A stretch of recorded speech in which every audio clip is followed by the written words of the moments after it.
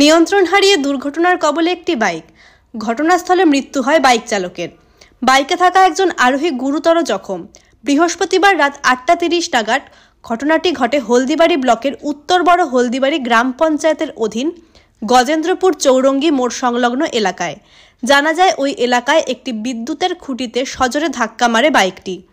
এতে ঘটনাস্থলে মৃত্যু হয় বাইক চালক বিট্টু রায়ের, বয়স 18, তার বাড়ি আমবাগান এলাকায়।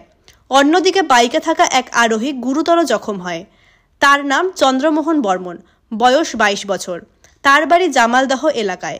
এরপর স্থানীয়রা তাদের উদ্ধার করে হলদিবাড়ি গ্রামীণ হাসপাতালে নিয়ে আসে। হলদিবাড়ি গ্রামীণ হাসপাতালে নিয়ে আসার পর বাইক চালক বিট্টু রায়কে কর্তব্যরত চিকিৎসক মৃত বলে ঘোষণা করে।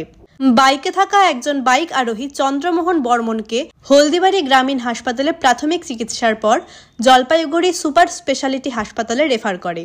ঘটনার খবর পেয়ে হাসপাতালে ছুটে আসে হলদিবাড়ি থানার পুলিশ। পুলিশ ঘটনার তদন্ত শুরু করেছে।